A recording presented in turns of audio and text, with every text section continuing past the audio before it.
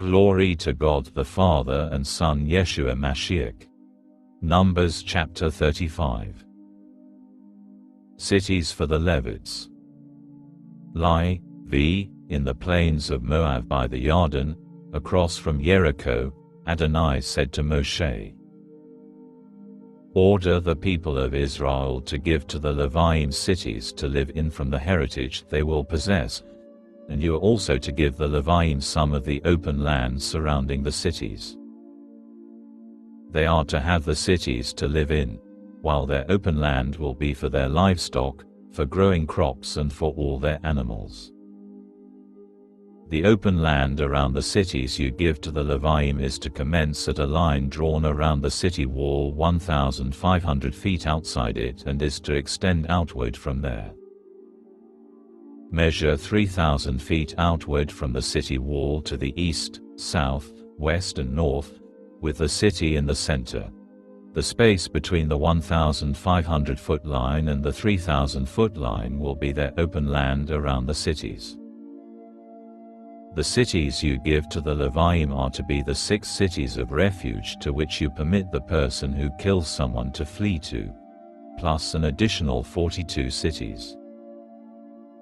Thus you will give the Levites 48 cities, with their surrounding open land. As to the cities you will give from those the people of Israel possess, from the many you will take many, and from the few you will take few. Each tribe will contribute from its cities to the Levites in accordance with the size of its inheritance." Cities of Refuge.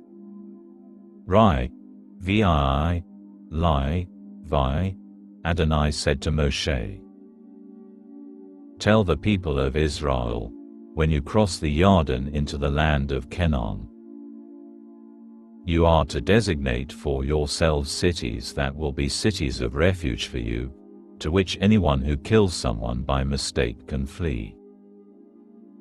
These cities are to be a refuge for you from the dead person's next of kin, who might otherwise avenge his kinsman's death by slaying the killer prior to his standing trial before the community. In regard to the cities you are to give, there are to be 6 cities of refuge for you. You are to give 3 cities east of the Jordan and 3 cities in the land of Canaan. They will be cities of refuge. These 6 cities will serve as refuge for the people of Israel, as well as for the foreigner and resident alien with them, so that anyone who kills someone by mistake may flee there. However, if he hits him with an iron implement and thus causes his death, he is a murderer. The murderer must be put to death. Or if he hits him with a stone in his hand big enough to kill someone, and he dies, he is a murderer. The murderer must be put to death. Or if he hits him with a wood utensil in his hand capable of killing someone, and he dies, he is a murderer. The murderer must be put to death. The next of kin avenger is to put the murderer to death himself. Upon meeting him, he is to put him to death.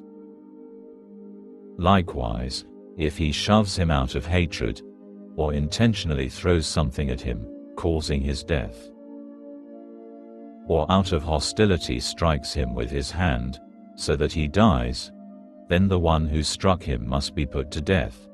He is a murderer, and the next of kin avenger is to put the murderer to death upon meeting him.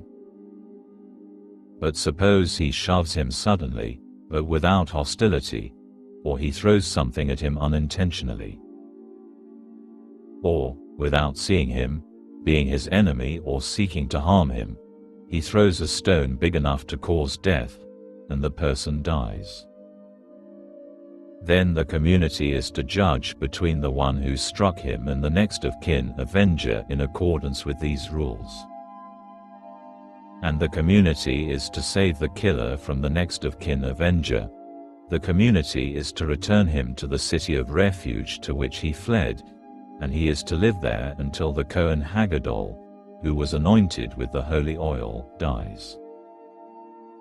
But if the killer ever goes beyond the limits of the city of refuge he fled to, and the next of kin avenger finds him outside the limits of his city of refuge, and the avenger kills the killer, he will not be guilty of the man's blood. Because he must stay in his city of refuge until the death of the Kohen Hagadol. But after the death of the Kohen Hagadol, the killer may return to the land he owns. These things shall constitute your standard for judgment through all your generations, wherever you live. If anyone kills someone, the murderer is to be put to death upon the testimony of witnesses, but the testimony of only one witness will not suffice to cause a person to be put to death.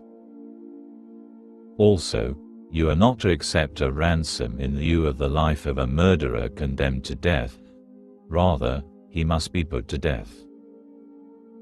Likewise, you are not to accept for someone who has fled to his city of refuge a ransom that would allow him to return to his land before the death of the Kohen. In this way you will not defile the land in which you are living, for blood defiles the land, and in this land no atonement can be made for the blood shed in it except the blood of him who shed it.